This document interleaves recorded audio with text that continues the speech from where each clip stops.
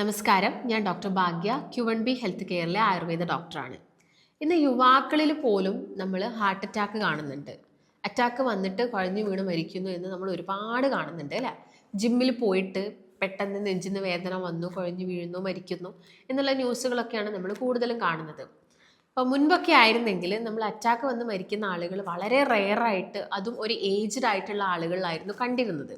എന്നാൽ ഇത് ഒരുപാട് ഇന്ന് യുവാക്കളിലാണ് കാണുന്നത്. അപ്പോൾ ഇതിനുള്ളൊരു പ്രധാനപ്പെട്ട റീസൺസ് നമ്മുടെ ഭക്ഷണ രീതിയിലൊക്കെ ഒരുപാട് മാറ്റങ്ങൾ വന്നിട്ടുണ്ട്. അപ്പം ഭക്ഷണ രീതിയിൽ മാറ്റങ്ങൾ വന്നു എന്ന് പറയുന്ന സമയത്ത് ഇന്നിപ്പം ആളുകൾ ചെയ്യുന്ന ഒരു മിസ്റ്റേക്കും കൂടിയുണ്ട്. അപ്പോൾ പലരും ഷുഗർ വരും എന്ന് കരുതിയിട്ട് ഷുഗറുള്ള ഐറ്റംസുകൾ കംപ്ലീറ്റ് ആയിട്ട് ഒഴിവാക്കുന്നുണ്ട്. ഇപ്പോൾ ഷുഗറുള്ള ചായ ഒഴിവാക്കുന്നുണ്ട്, സ്വീറ്റ് ഐറ്റംസുകൾ കഴിക്കുന്നില്ല, അങ്ങനെയെല്ലാം നിങ്ങൾ ശ്രദ്ധിച്ചു പോകുന്നുണ്ട്. പക്ഷേ നിങ്ങൾ ഒരു സൈഡിൽ കൂടി നന്നായിട്ട് ഫുഡ് കഴിക്കുന്നുണ്ട്. മറ്റുള്ള ആഹാരങ്ങൾ, അതായത് എണ്ണക്കടികൾ, ചോറ്, ഇതൊക്കെ കൂടുതലായിട്ട് കഴിക്കുന്നുണ്ട്. സ്ത്രീകളിൽ നിങ്ങൾ അങ്ങനെ അറ്റാക്ക് വരുന്നത്, അതായത് കൂടുതലായിട്ടും അറ്റാക്ക് വരുന്നത് ഒരു ഏജ് എത്തിക്കഴിയുന്ന സമയത്ത്, ഒരു ഏർലി ഏജിൽ സ്ത്രീകളിൽ അറ്റാക്ക് വരുന്നത് വളരെ കുറവായിട്ടാണ് നമ്മൾ കേൾക്കുന്നത്. എന്നാൽ പുരുഷന്മാരിൽ നമ്മൾ അത്യാവശ്യം നല്ല രീതിയിൽ തന്നെ അറ്റാക്ക് വന്ന് മരിക്കുന്നു എന്നൊക്കെ കേൾക്കാറുണ്ട്. അതിൽ കാർഡിയക് അറസ്റ്റ് വന്ന് മരിക്കുന്നു എന്നൊക്കെ കേൾക്കാറുണ്ട്. അപ്പം സ്ത്രീകളെ സംബന്ധിച്ചിടത്തോളം അവരിപ്പോൾ വീട്ടിലാണെങ്കിലും അവർ ജോലികളൊക്കെ ചെയ്യുന്നുണ്ടെങ്കിലും അവരുടെ ബോഡിയിൽ ഒരുപാട് ഹോർമോണൽ ചേഞ്ചസ് നടക്കുന്നുണ്ട്. അപ്പോൾ ഈസ്ട്രജൻ ഹോർമോൺസ് ഉള്ളതുകൊണ്ട് തന്നെ അവരുടെ ബോഡിയിൽ പല കാര്യങ്ങളും ബാലൻസ് ചെയ്ത് പോകാൻ വേണ്ടി ഇത് ഹെൽപ്പ് ചെയ്യുന്നുണ്ട്. എന്നാലും ആർത്തവിരാമത്തിന് ശേഷം നിങ്ങൾ പല സ്ത്രീകളിലും ബ്ലോക്ക് വന്നു, ബൈപ്പാസ് ചെയ്തു, ആൻജിയോപ്ലാസ്റ്റി കഴിഞ്ഞു എന്നൊക്കെ കേൾക്കാറുണ്ട്. അപ്പോൾ അവരുടെ ബോഡിയിൽ അങ്ങനെയുള്ളൊരു ചേഞ്ചസ് നടക്കുന്നത് കൊണ്ടാണ് ഇത് സംഭവിക്കുന്നത്. എന്നാൽ പുരുഷന്മാരിൽ ഇത് ഒരു ഏർലി സ്റ്റേജിൽ തന്നെ കാണിക്കുന്നുണ്ട്. അപ്പം ആദ്യത്തെ സമയങ്ങളിലൊക്കെ ആണെങ്കിൽ ഞാൻ പറഞ്ഞ പോലെ ഒരു 50+ ആവുന്ന സമയത്ത് നമ്മൾ ഈ ഫുഡ് നന്നായിട്ട് പുറത്തുനിന്ന് കഴിക്കുന്നവർ, അല്ലെങ്കിൽ ഒരുപാട് ഭക്ഷണം നമ്മൾ വീട്ടിൽ തന്നെ കുക്ക് ചെയ്ത് കഴിക്കുന്നവരുണ്ട്. അവർക്ക് നല്ല രീതിയിൽ ഫുഡ് കാണണം. ചില ഒരു പുരുഷന്മാരെ എടുത്ത് നോക്കുകയാണെങ്കിൽ അവർക്ക് ടേബിളിൽ നന്നായിട്ട് ഫുഡുകൾ കാണണം, പല വിഭവങ്ങൾ കാണണം, എണ്ണക്കടികൾ കാണണം, അല്ലെങ്കിൽ പൊരിച്ചത് കാണണം, വറുത്തത് കാണണം, പപ്പടം കാണണം. ഇങ്ങനെയുള്ള ഫുഡ് ഐറ്റംസ് കണ്ടാൽ മാത്രമേ അവർ ഭക്ഷണം കഴിക്കുള്ളൂ. അപ്പം അത്തരം ആളുകളുണ്ട്. അപ്പം അങ്ങനെ ഓവർ ഈറ്റിംഗ് ഉള്ള വ്യക്തികളും, അതുപോലെ തന്നെ ഇതിൻ്റെ കൂടെ അസോസിയേറ്റഡ് ആയിട്ട് സ്മോക്കിംഗ് പോലെയുള്ള ശീലമുള്ള ആളുകളിലൊക്കെ നമ്മൾ അറ്റാക്ക് ഇങ്ങനെ ഇടയ്ക്കിടയ്ക്ക് വരുന്നു, ബ്ലോക്ക് വന്നു എന്നൊക്കെ കാണിക്കാറുണ്ട്. അപ്പം പലർക്കും അത് ചില ആളുകളുടെ ഒരു മെയിൻ പ്രശ്നം, അറ്റാക്ക് വന്നു കഴിഞ്ഞാലും ഒരു ഫസ്റ്റ് ഒരു അറ്റാക്ക് വന്നു കഴിഞ്ഞാലും അവരത് അത്ര നിസ്സാരമാക്കി എടുക്കും, കാര്യമായിട്ട് എടുക്കാറില്ല. അതുകൊണ്ട് തന്നെ ചിലപ്പം അതിൻ്റെ ഒരു വേസ്റ്റ് സ്റ്റേജിലോട്ട് അവർ പോവാറുമുണ്ട്. അപ്പം അറ്റാക്ക് ആണോ അല്ലെങ്കിൽ നമുക്കത് മറ്റെന്തെങ്കിലും പെയിൻ ആണോ എന്ന് മനസ്സിലാക്കാൻ പറ്റാത്തതിൻ്റെ ഭാഗമായിട്ടാണ് ഇങ്ങനെ ഒരു പ്രശ്നം സംഭവിക്കുന്നത്. അപ്പം അറ്റാക്ക് ആണോ അല്ലെങ്കിൽ ഗ്യാസിൻ്റെ വേദനയാണോ എന്ന് പലർക്കും ഡൗട്ട് ഉണ്ടാവാറുണ്ട് ഇങ്ങനെ ഒരു വേദന വരുന്ന സമയത്ത്. അപ്പം നിങ്ങൾ അങ്ങനെ ഡൗട്ട് അടിക്കുകയൊന്നും വേണ്ട. നിങ്ങൾക്ക് നെഞ്ചിൻ്റെ ഭാഗത്തുനിന്നോ അല്ലെങ്കിൽ നെഞ്ചിൻ്റെ ഒരു ഇടത് സൈഡിൽ നിന്നോ ഒക്കെ ആയിട്ട്, അല്ലെങ്കിൽ ഒരു മിഡിൽ പോർഷൻ എന്നൊക്കെ ആയിട്ട് നിങ്ങൾക്ക് വേദന വരുന്നുണ്ടെങ്കിൽ നിങ്ങൾ ഉടൻ തന്നെ ഒരു ഡോക്ടറെ കാണിക്കുക. അത് ഗ്യാസ് ആയിരിക്കും എന്ന് കരുതിയിട്ട് അതിനെ നെഗ്ലക്റ്റ് ചെയ്ത് വെക്കരുത്. ചിലപ്പം ഒരു ഈവനിങ്ങിൽ അല്ലെങ്കിൽ ഉച്ചയ്ക്കൊക്കെ നിങ്ങൾക്ക് വേദന വന്നു, ഓക്കെ അത് ഗ്യാസ് ആയിരിക്കും, വെയിറ്റ് ചെയ്യാം. നിങ്ങൾ വൈകുന്നേരം വരെ വെയിറ്റ് ചെയ്തു, ചെറിയ രീതിയിൽ പെയിൻ ഉണ്ട്, ഓക്കെ രാത്രി ഉറങ്ങിക്കഴിഞ്ഞാൽ അത് ശരിയായിരിക്കും ആവും, അങ്ങനെ ചിന്തിക്കുന്ന ആളുകളുണ്ട്. അങ്ങനെ നിങ്ങൾ പോയി കിടന്നുറങ്ങി ചിലപ്പോൾ നിങ്ങൾക്ക്, നമ്മൾ കേട്ടിട്ടുണ്ട് സൈലന്റ് അറ്റാക്ക് പോലെയുള്ള കണ്ടീഷൻസ്, രാത്രി ഉറക്കത്തിൽ ചിലപ്പോൾ മരണം സംഭവിക്കാം. അപ്പം നിങ്ങൾ ഒരിക്കലും അതൊരു നിസ്സാരമാക്കി എടുക്കാൻ പാടില്ല.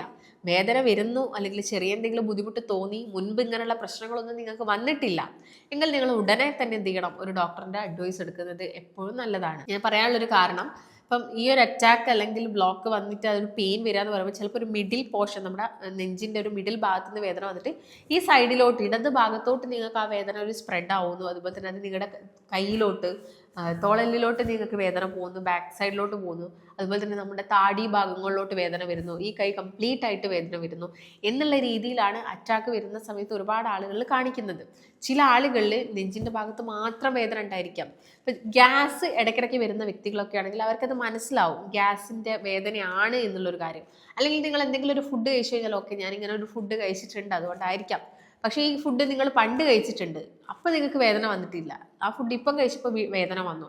അങ്ങനെയുള്ള സമയത്ത് നമ്മൾ ഒരിക്കലും എന്ത് ചെയ്യരുത്, അത് ഗ്യാസിൻ്റെ വേദന ആയിരിക്കും എന്ന് കരുതി ഇരിക്കാൻ പാടില്ല. നിങ്ങളൊരു ഡോക്ടറെ അടുത്ത് പോകണം.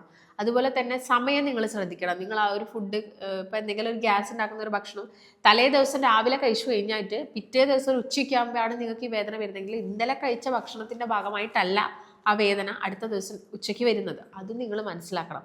ഇത് രണ്ടും നമ്മൾ മനസ്സിലാക്കണം. അതുപോലെ തന്നെ എന്ത് ഫുഡാണ് നിങ്ങൾ കഴിച്ചത് എന്ന് ശ്രദ്ധിക്കുക.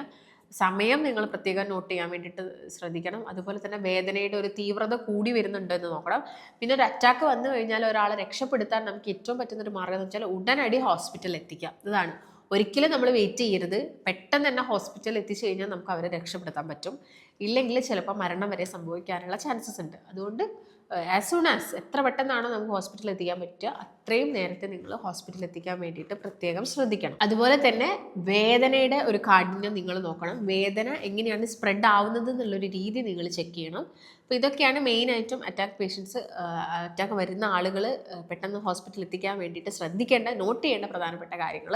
പിന്നെ ഒരു തവണ അറ്റാക്ക് വന്ന വ്യക്തികളൊക്കെ ആണെങ്കിൽ അവർക്ക് നന്നായിട്ട് അറിയാം എങ്ങനെയാണ് ഭക്ഷണങ്ങൾ കൺട്രോൾ ചെയ്യേണ്ടത്, ഏതൊക്കെ രീതിയിൽ ഫുഡുകൾ കഴിക്കണം. നിങ്ങൾ മെഡിസിൻസ് കഴിക്കുന്നവരാണ് എന്ന് കരുതിയിട്ട് വലിച്ചു വാരി കഴിക്കരുത്. അങ്ങനെയുള്ള ശീലങ്ങളുള്ള ഒരുപാട് വ്യക്തികളുണ്ട്. അപ്പോൾ അവർ മരുന്ന് കഴിക്കുന്നുണ്ടായിരിക്കും, അതുകൊണ്ട് കുഴപ്പമില്ല, എനിക്ക് എന്തും കഴിക്കാം. ഇപ്പോൾ ഷുഗറിന് മരുന്ന് കഴിക്കുന്നുണ്ട്, ഇൻസുലിൻ കഴിക്കുന്നുണ്ട്, നന്നായിട്ട് ബാക്കിയുള്ള ഫുഡുകൾ കഴിക്കുന്നുണ്ട്. അപ്പോൾ നമുക്ക് ഒരിക്കലും മെഡിസിൻ്റെ അളവ് കുറയ്ക്കാനോ ഡോസ് കുറയ്ക്കാനോ ഒന്നും സാധിക്കില്ല. അറ്റാക്ക് വന്നാലും നമുക്ക് മെഡിസിൻ്റെ അളവ് കുറയ്ക്കാനോ ഡോസ് കുറയ്ക്കാനോ അല്ല, നമുക്ക് ഇനിയും ഒരുപാട് കാലം ജീവിച്ചു പോകണമെങ്കിൽ നമ്മൾ ഫുഡിൽ തന്നെ കൺട്രോൾ ചെയ്യണം. ഇത് വരാതിരിക്കാനും വന്നവരാണെങ്കിലും ഭക്ഷണത്തിൽ ശ്രദ്ധിക്കേണ്ട ഒരുപാട് കാര്യങ്ങളുണ്ട്. അപ്പം നിങ്ങൾക്ക് എല്ലാവർക്കും അറിയുന്ന കാര്യമാണ്, നമ്മൾ കാർബോഹൈഡ്രേറ്റ് കൂടുതലായിട്ടും കഴിക്കാൻ പാടില്ല.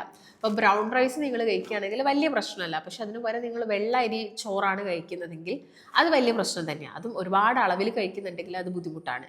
റെഡ് മീറ്റ് വലിയൊരു വില്ലനാണ്. അതായത് ബീഫ്, മട്ടൻ, പോർക്ക് കഴിക്കുന്ന ആളുകളിലും നമ്മൾ കൂടുതലായിട്ടും കണ്ടുവരുന്ന ഒരു ബുദ്ധിമുട്ടാണ് അറ്റാക്ക് എന്ന് പറയുന്നത്. അപ്പോൾ ബീഫ്, പോർക്ക്, മട്ടൻ ഇത് 3 ശ്രദ്ധിക്കുക. അതുപോലെ തന്നെ നിങ്ങൾ കൂടുതൽ ബീവറേജസുകൾ, അതായത് ബീവറേജസ് എന്ന് പറയുമ്പോൾ നമ്മളിപ്പോൾ അമിതമായിട്ട് ചായ കോഫി കുടിക്കുന്നതും അമിതമായിട്ട് ആൽക്കഹോൾ എടുക്കുന്നതും പിന്നെ നമ്മുടെ സോഡ അല്ലെങ്കിൽ പെപ്സി, കോള, ജ്യൂസസുകളൊക്കെ കൂടുതൽ കഴിച്ചു കഴിഞ്ഞാലും അത് ബുദ്ധിമുട്ട് തന്നെയാണ്.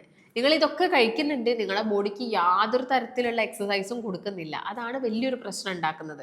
അപ്പോൾ നമ്മളൊരു അത്യാവശ്യം നല്ല രീതിയിൽ നമുക്ക് വർക്കൗട്ടും കാര്യങ്ങളൊക്കെ ഉണ്ടെങ്കിൽ നമുക്ക് എപ്പോഴെങ്കിലുമൊക്കെ കുറച്ച് ഭക്ഷണം ഫാമിലിയൊക്കെ ആയിട്ട് ഇരുന്ന് ഒരുമിച്ച് ഗ്യാതറിങ്ങിൽ കഴിക്കുന്നത് കൊണ്ട് വലിയ പ്രശ്നമല്ല. പക്ഷെ നമ്മൾ നന്നായിട്ട് ഫുഡ് കഴിക്കുന്നു, നമ്മുടെ ജോലി എന്ന് പറയുന്നതിൻ്റെ ഭാഗമായിട്ട് നമുക്കൊരു സെഡൻറ്ററി ലൈഫാണ് നമ്മൾ കീപ്പ് ചെയ്ത് പോകുന്നതെങ്കിൽ നമുക്ക് അറ്റാക്കൊക്കെ വരാനുള്ള ചാൻസസ് കൂടുതലാണ്. നിങ്ങൾക്ക് തന്നെ മനസ്സിലാവും, ബ്ലോക്കുകൾ 1, 2, 3 ഇത്രത്തോളം ബ്ലോക്കുകളൊക്കെ കണ്ടുവരുന്ന ആളുകളുണ്ട്. അപ്പോൾ നിങ്ങൾ ഫുഡ് കൺട്രോൾ ചെയ്തിട്ട് നല്ലൊരു റെഗുലർ ആയിട്ടുള്ള എക്സസൈസ് ആണ് ചെയ്യേണ്ടത്. കാർബോഹൈഡ്രേറ്റിൻ്റെ അളവ് കുറയ്ക്കണം, പഞ്ചസാര മാക്സിമം ഒഴിവാക്കണം, റെഡ് മീറ്റ് മാക്സിമം നിങ്ങൾ ശ്രദ്ധിക്കണം.